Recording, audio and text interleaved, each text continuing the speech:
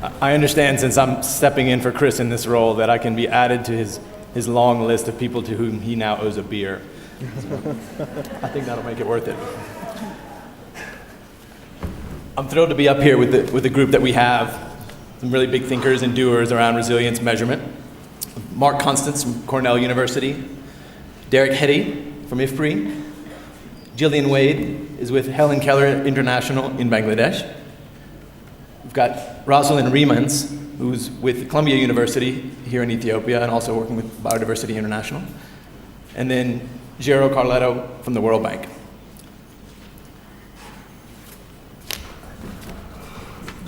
So why all this fuss about resilience measurement? To me, I think it's because resilience has an Achilles heel. And that's by trying to be a theory of everything, as we heard Ashwin say this morning, it really risks being nothing new at all. When I look at the type of work being done under the umbrella of resilience, what strikes me most is how many untested assumptions there are.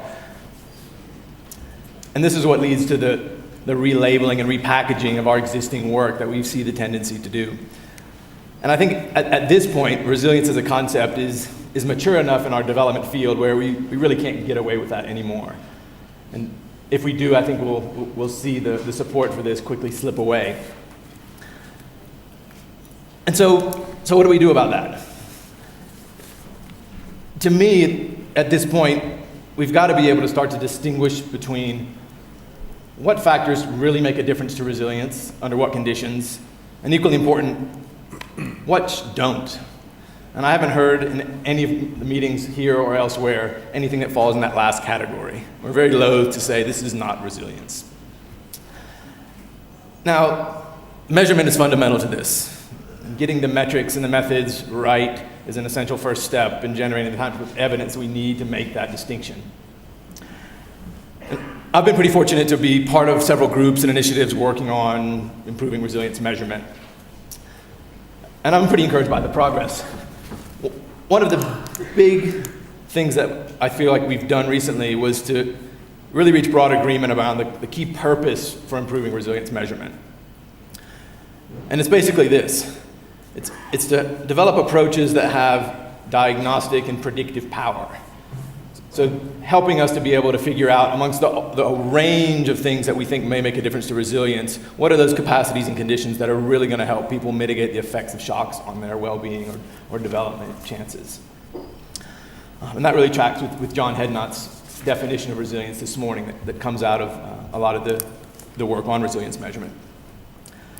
So Mercy Corps and others are starting to apply this thinking and this type of approach in some of our research and evaluation and see if, how it actually works, what it tells us. I mentioned in the panel yesterday a study we did in southern Somalia looking at key factors that contributed to household resilience to the famine there in 2010 and 11. And that told us some really interesting things about some of our assumptions. The similar study going on now as part of our USAID-funded PRIME project here in Ethiopia. And Tango is right in the middle of finishing some really interesting analyses that's essentially doing a plausibility test of our program theories. And there I haven't seen all the findings yet, but I suspect some will come back and say, yeah, the data here support the key assumptions behind the program. But equally, I think there's going to be findings that say, you know what, some of your hypotheses really have no merit. And for us, both are really valuable. It helps us move forward in a way that's not just based on intuitive kind of programming based on past experience, but really grounding our theories in evidence.